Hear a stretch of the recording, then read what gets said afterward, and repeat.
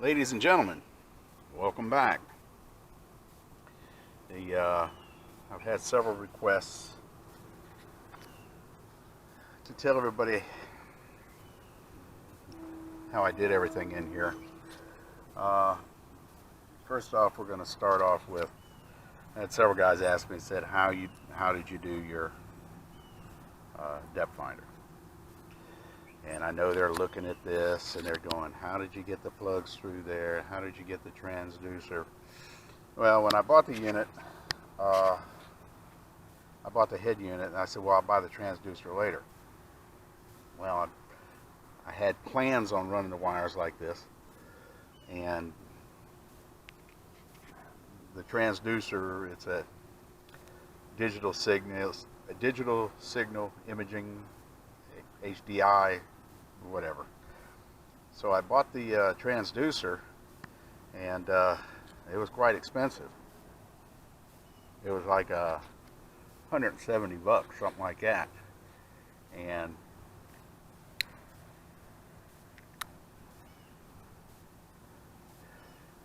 I was planning on cutting the cable and running it through here, and I said, man, I'm not going to do that, and mess the transducer up. And like I said, we're not going to skip around. I'm not going to be like I'm ADHD or anything, like, oh look, there's a squirrel. We're going to stay on the depth finder here. And the power wires are pretty simple. They run in there right to the battery in there. The depth finder transducer, they say, well, you ain't supposed to cut the lines and feed them through there and splice them back together. Well, at $170 for a transducer, I didn't want to do that either. But what I did was, I bought an extension for like $20. And I said, well, I'd much rather, ruin the extension cable, a $20 extension cable, than a $150 transducer. So I did it. It's just basically wires in there that are shielded. I soldered them back together.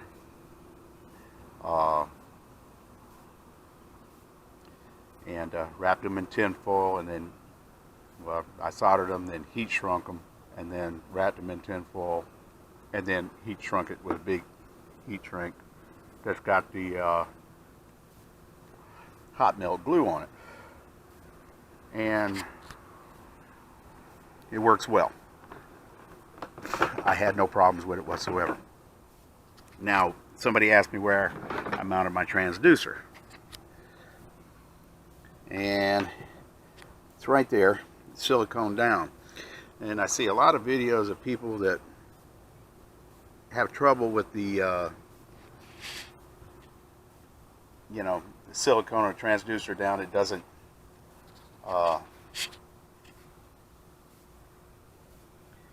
it won't stay silicone down. It doesn't stick. I was reading an article about polyethylene. That's what these boats are made out of. And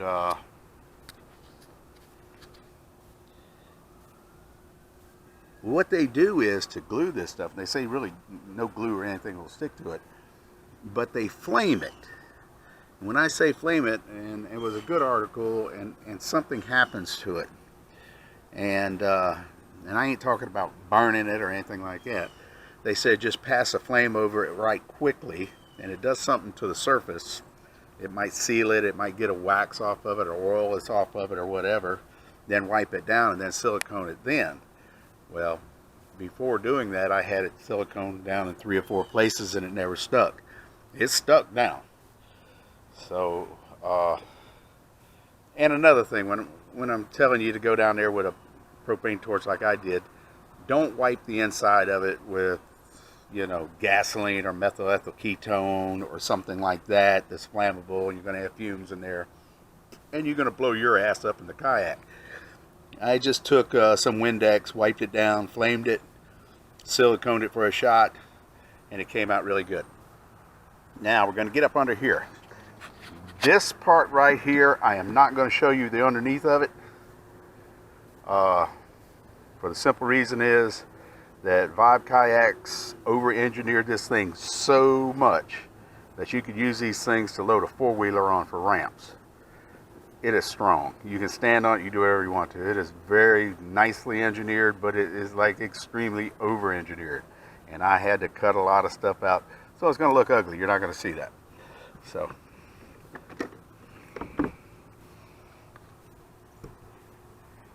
Your transducer wires are gonna go through here. Also, we'll get into this here in a few minutes.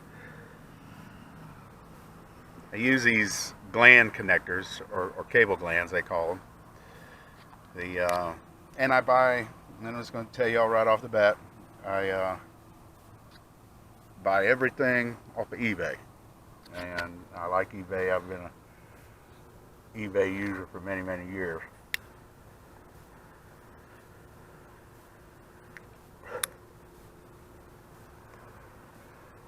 But I wanted a watertight area. I didn't want water to get in the hull or anything like that. So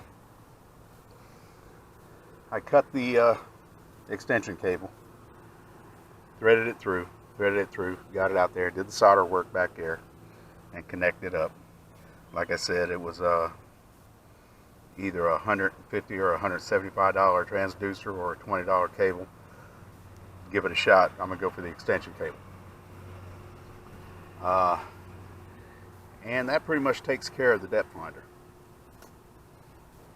And it, like I said, it works flawless. I haven't had a problem with it. A lot of people are interested about the drive system. And that's it right there. And like I said, when I made my connection into here, drilled it,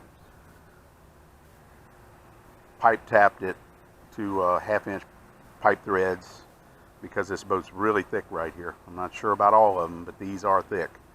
And it threaded really well, tightened up really well. You can see the water standing on it and the water goes in it. These are the bilge pump motors. I've sent links to several people on the motors and the connectors. All these is just some spacers that I fabbed up because I do welding and machining and stuff like that, which, you know, not everybody does, but you can have it done. And it's just those two, tie the wires in together, run them up through here.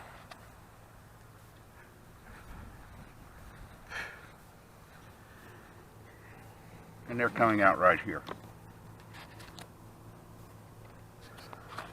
These batteries, that's AGM gel, watercraft battery. You just have to measure your hole a little bit, you know, to get, you know, the size battery that's going to fit in there good, given what kind of kayak you have. And this is, like I said, this is the connection for the depth finder. This is a plain Jane switch. It's a 30 amp, but it's got a rubber boot on it, and it's epoxy from the underside, but you're not going to see the underside of this. And it's just, like I said, it's over engineered. I really had to cut it out a lot, and it's still just as strong as it can be. So these are the solar cells. The motor runs directly off of the battery through a simple switch. You run one of your wires that you run to your motors in the back, to your ground. Run the other wire to the switch, out of the switch, into the positive. Very simple. Keep it simple, stupid. The simpler it is, the better it'll work.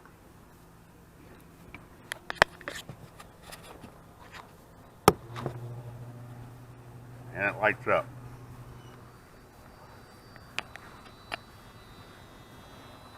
And there we're running. So I get 1.7 knots without paddling. I get 5 knots paddling. Very good. I put these two things on here.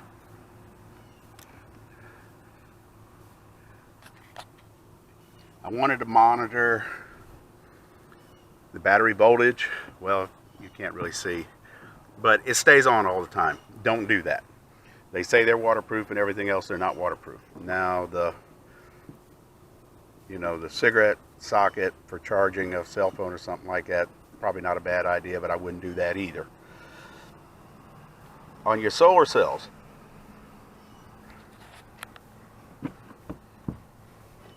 you have to have a diode, and it's the best way to describe it is a check valve for electricity. It only let electricity go from the cell into the battery. It won't let the battery backfeed into the cells. And all solar battery chargers have them in it. I put it in it. Do you need it? I would think so. So that's the reason I did it. Very simple system. There's not much to it. And I'm very, very sorry for not posting this video sooner. I have been working 12 hours at night. It is in the morning, and yes, I am drinking beer. So it's just been very hard for me to get out here and do this. But the guy posted that he had his 72-year-old father, I believe how old he was, that still goes out in kayaks, and he has a little trouble paddling and what have you. God bless him. I feel bad for not posting it sooner, especially on that. So, but great system. Had it in salt water, had it in brackish water, had it in fresh water. I haven't had any issues whatsoever. Had it out probably 9-10 times, and it just, when you're trolling, I go to Grand Island quite a bit. When you're trolling on those rocks and you're running your speculators or whatever, you stick your poles up right here, one right there, dude, you've got you a perfect setup. And it works really good. I haven't had any problems with it. The little old battery runs me all day with the solar cells. If I have anything I would do different, would be cut the bottom of this thing a little bit neater than what I did so I could show you. But other than that, that's it. It's just really a simple system. Switch, run your wires to the back. The cable glands are great. They don't let no water in or anything like that. And I did the system because I said that really the only thing I'm going to hurt is just putting, a couple holes in here if it didn't work. These are bilge pump motors, and they're designed to run underwater all the time anyhow, so never an issue with them whatsoever. The RC boat props. Now let's get into this. Now this was a determining factor in what size motors I use, because they've got 1,000 gallon per minute motors, which are bigger motors, but they're going to pull more amperage and voltage in a day. So I went with the 500 gallon per minute motors, and I used to race RC boats, so I got a good knowledge of props, and I used to run fast electrics. So these particular props here, and I'm going to try to give a link to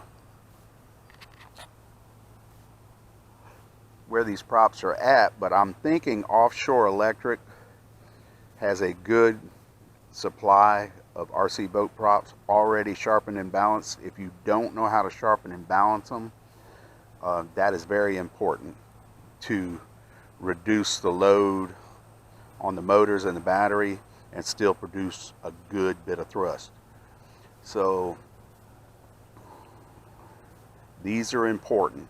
These are more important than you would think. Now the collets are simple. They're 1/8 inch shafts on these things. And what I did was I tapped out the center. These props come in 3/16. Well, I tapped them out for a 1/4 20, and that's what these things work on. And when you tighten the prop on them, it's got a collet that pulls in on the shaft, and trust me, they haven't come off. They haven't done anything. They've been hanging in there really good. So, and I can even see some of my neglect here that the salt got on there, but my bad. But yes, these are 48mm props, and I'm sure they're 1.4, and what that means is 1.4 times 48mm is 1 revolution pitch. So you will cover that much distance in 1 pitch. Well, in relationship to a small RC boat and a big ass kayak, a little different. But this is what they are. They're a 1.4 pitch ratio and 48mm. So that's 1.4 times 48mm equals distance in 1 rotation. So other than that, super simple, 1 switch, and this particular, I went through a couple of switches, and this one here with the rubber boot on it, everything has worked good. And yeah, no complaints. And another thing that we're coming up with is where my milk crate comes in right here. This is kind of a wasted area, and you're going to see my Sharpie marks right here, which I got to get those off. But I'm doing some vacuum forming of a tank to fill up these voids, to pull water in out of this scupper on a standpipe and water in this scupper for a bait tank, you know, for your live shrimp or your Chocaho minnows or or just whatever. And it's going to be completely solar. It's not going to run off the battery or anything. So that's something else that I've shown a little bit in previous videos, and we're got the plug made.